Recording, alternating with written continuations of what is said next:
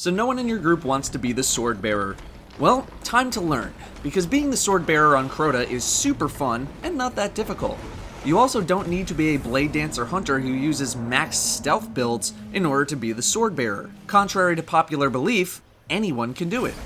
We'll talk a little bit about the Crota fight itself, the timings, the movement, and the damage involved with being the Swordbearer.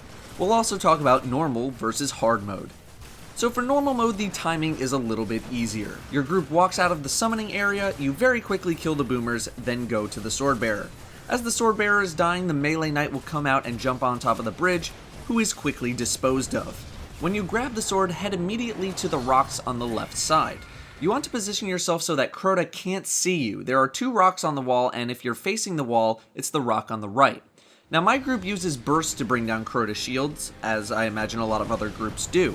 This makes it easier for you, the Swordbearer, to get the timing down just right. What I will do is call when I'm in position on the rocks, ready to go, then call for people to launch rockets to bring down Crota. Wizard down. Okay, I'm in position, go Crotas. Then, I'll start to head up to Crota as soon as I see a couple of rockets fly by my screen. I trust the rest of my group to get the damage we need to bring down Crota's shield. I never actually see how much health his shield has until it's way too late. However, 99 out of the 100 times I jump up, Crota is on his way to kneeling. When approaching Crota, you should jump so that you're on the same platform as him, then immediately start mashing your melee button to air dash to Crota to get to him faster. If you're on the ground, you can hit melee to move faster to him as well. What you don't want to do is get above him and then slam down, nor do you want to go to the other side of him. You don't want to get above him because the animation for the slam while you're in the air takes forever, and you don't want to go to the right because you'll get killed by the boomers on the right side. Now what's the best damage combo for Crota? Well, the best combo possible, assuming no super, is 2 slash combos followed by a slam. A slash combo is melee trigger, whatever those buttons might be for you. For me, it's just R1, R1, R2. So I do R1, R1, R2 twice, then an R2 on top of that. The problem with this combo is that it's incredibly difficult to pull off, nor is it necessary to pull off to get Crota kills. You basically need to be swinging at Crota within the first few frames of him being vulnerable. This means attacking him before he starts kneeling, but after his shield has been destroyed. The timing for this is very tight, and it'll be rare that you can even pull this off. The next highest damage combo is the 4 slam combo, so that's basically just R2 4 times. This has similar timing to the 2 slash plus slam combo. It's not as tight of a timing, but it's still pretty difficult to pull off. The next highest damage consists of 2 slash combos. With good timing, these should not be a big deal to have happen. Following that, with similar timing, are 3 slams, which is probably the most consistent combo you'll be able to do, and below that is 1 slash combo plus a slam, below that is 2 slams, etc. Now if you want to get fancy, you'll have your team generating orbs of light for you at the bottom of the stairs, or even better, at the bottom of the rocks. However you want to generate them is up to you, whether that's burning some Ward of Dawns, or having warlocks or hunters supering the Swordbearer as he dies. You'll need about 2 to 3 orbs in order to have your super come up sometime during the sword phase. What's nice about the super is that it can interrupt the slam animation. The slam animation takes a long time to fully recover before you can move again. What you want to do is whenever you do a slam, watch for the damage. As soon as you see the damage pop up, immediately use your super. It'll cancel the animation of the slam and send you right into your super and the super animation, allowing for some good burst. I use 3 slams and a super for hard mode, even though the super is not 100% needed. For hard mode, you'll need 18 slams total to kill Crota, should you decide to use only slams. Having a super is nice because if you can get in a super, which I'll just count as a second slam because it does damage pretty much equal to another slam, you'll have less to do later, which makes the final takedown a little bit easier.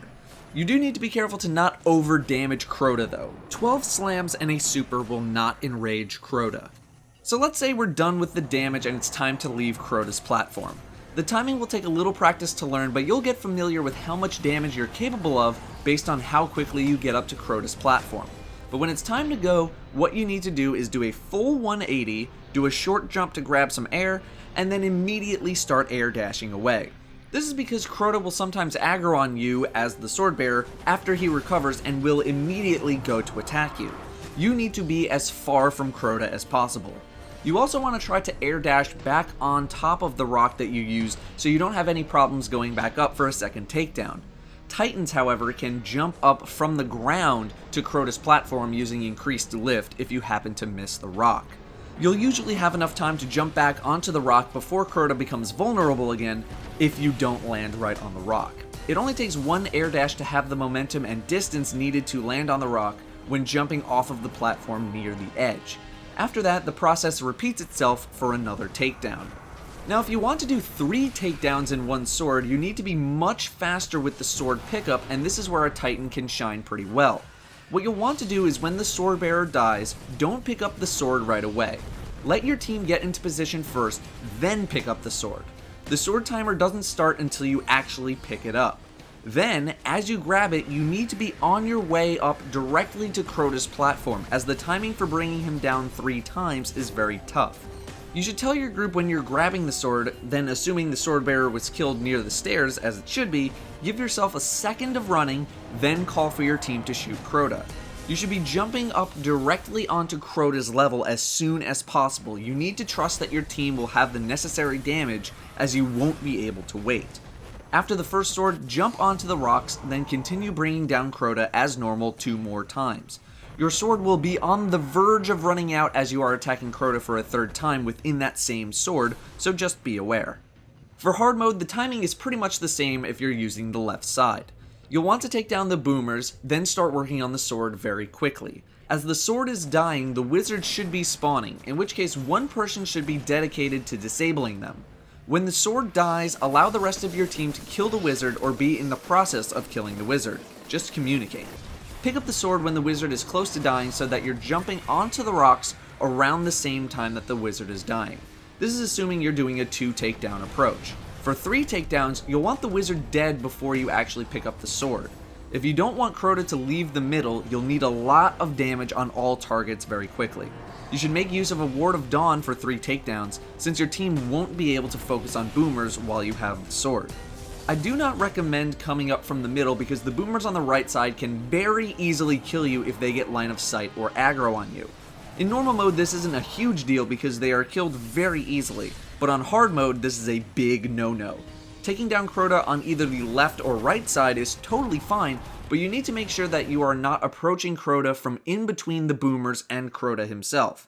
Doing this is a little bit difficult, and typically you aren't going to run into a ton of issues if you just wait for Crota to rotate back to the middle again, at least timing-wise. Anyway, that is what I have for you guys on being the sword holder. I really suggest trying to be the sword holder at least once while Crota is still relevant. It's a very fun role, and it'll help you learn the timings for Crota much better. Thank you all very much for watching, and I will see you next time.